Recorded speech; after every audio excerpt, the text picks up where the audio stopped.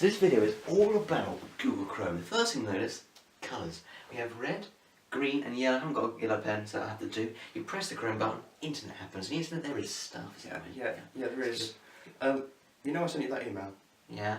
You didn't read it properly, did you? No, I went over it and I saw the word Chrome and I was like, oh, that's a colour and a thing. Got it. Right, now, do you remember there was autography at the end? It was actually chromatography. You can't just shorten that to Chrome and it's not the same thing. So I thought, you know, photography. Yeah. Video about photography, you talk about photos, right? Yeah, no, it's not quite the same. You can't just. I mean, apart from the fact that you could Google chromatography or put a video on YouTube, which is owned by Google, or we could enjoy Google because it's a great business, or I emailed you via Google Mail, or Google might sponsor us. It's completely irrelevant. Rats. Yeah. So we're not on about Chrome. No, not web browsers today. Chromatography. Right. Okay, I know what that is. So that's Oh, fine. good. Let's just do that. That's Then. fine. Let's do that. Okay, so chromatography is a type of analysis. Yeah. It was initially for pigments in plants and stuff. That's what the person who designed it for. Yeah. Turns out you can use that for other chemical compounds. Yeah, and comparing what's in them, and that's really handy. It can be, yeah. And there's two main types of chromatography. There is thin layer chromatography. And gas chromatography. They're both very handy. The differences are between their phases. Yeah. So which one are we doing? Oh, it was in the email. It was in the email. How else we find out? Oh, it made it the would title. say, yeah. Yeah. 11 likes. We are good. Well done us. Oh, and thin layer. Thin layer. There we go. Okay. So thin layer chromatography. So it's, as I said, differences are between stationary phase and the mobile phase. But what are these things anyway? Well, in thin layer chromatography, the stationary phase is solid, Yeah. and the mobile phase is liquid. Okay. And that's different for gas chromatography. And our next video will do gas chromatography. Yeah, where it's liquid and gas. But liquid and gas. more on that. Yep. So we're gonna focus on this one. So thin layer chromatography. We've got a thin layer. We've got a thin layer. So our thin layer is our solid stationary phase. It's going to be made up of. Well, it can actually be made up of a few more things than what's in the book, but there's two main ones that the mark scheme might accept if they asked it. And this is silica gel. Silica gel, is it SiO2? I think SiO0, maybe. It's silica gel though, right? It's silica gel. Right. And then there's alumina. Yeah, which is a great name. It is indeed, and it's not people saying it wrong, like aluminum. No, that's wrong though. It's Al2O3. Yep. And these are things we can use for our stationary phase. So, what actually is our stationary phase? Well, it's something that doesn't move, and it's a bit like, you know when you dip, you might not know, but you might dip something like tissue or paper into water, the water will travel up it. Yeah, and this is essentially what's going on here. That is our thing that stuff's travelling up. Yeah. So, I've drawn it. It's just a little, normally some sort of cuboid, and then it's made out of one of these two things, probably. Yeah. And that's our stationary phase. Now, what about our mobile phase? So that one's a foam. It's not a foam. That one's on the moves. Yeah. So And we'll have a beaker of it or a tray of it. And in the case of thin layer chromatography, this thing is a liquid, because it's a mobile phase, it's a liquid, and it's going to move up. Yeah. So what we will do, we're not doing this quite yet, I'm just drawing it for in a minute. What we will do is we'll dip our stationary phase very slightly into our mobile phase, which is our solvent, and then the solvent will travel up the stationary phase. Okay, so that's what we will do. I'll draw the rest of it in a minute. Let's take it a step back. Before we've dipped this in there, what do we need to do first? Well, first we need a thing to We need a thing to dip. Right, so chromatography is all about comparing what's in stuff. Yeah. So now we need stuff. And initially, like I said, it was for pigments, so let's stick to that rather than doing it. Okay. So in the garden, there is trees. There is trees, and on the trees, there's birds. There's also leaves. Yeah, and I want to know what's in that leaf, When. Yeah, so in the leaf we know there's chlorophyll. Yeah. But we don't know what else is in the leaf. So there's one way to test it, and it's this. So let's get a leaf.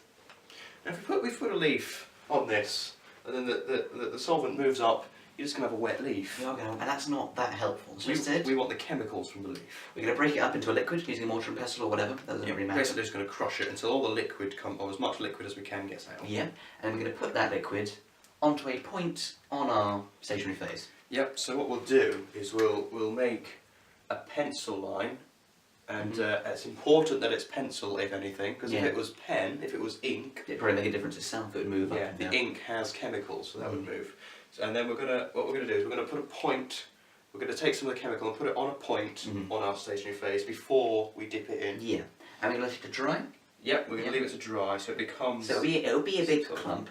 Clump. And later on, it will split up to things. if we left it liquid, then it itself would drip down into the solvent, and if we filled the solvent above the line, then it would be dispersed in the solvent. It wouldn't move up. No. So we need to get it in some sort of solid form, and then we can dip the whole thing in. Yeah. So when we dip the whole thing in, our mobile phase, which is our solvent, moves up, and as it moves up, it moves our things. It moves the chemicals that are in this thing. There's going to be different chemicals in a leaf. So it moves them by different amounts. So I'll represent that by different colours. It starts off as one dot, so we'll just leave it as one dot. Yeah. But then it separates. And let's say after an hour, because this can be quite lengthy, it can be a lot more than an hour for some things, it can be a day or two. But let's say it gets up to here. The whole solvent gets up to here. And we can notice, let's say, that something gets to about this point. Okay. Something else we see actually rises by quite a lot more and gets up to about this point. And something else gets just above it, there. Oh, alright. So now we need to compare these things, and how do we do that one? Well, there's an RF value, and we can compare that. So how do we work out that? That's basically an equation. Yeah. So we compare, it's basically a ratio between the distance moved by these and our solvent. So our solvent has moved all the way up here, from here. We're going from this pencil line. And that would be the denominator, the bottom of our fraction. And the top is the individual thing that we're testing. So this has moved up to here, so its distance would be that, from there to there. So that would be the top, and then you divide that distance by the total distance, and you get an RF value. And you can compare it to other RF values when you use the same solvent and the same thing.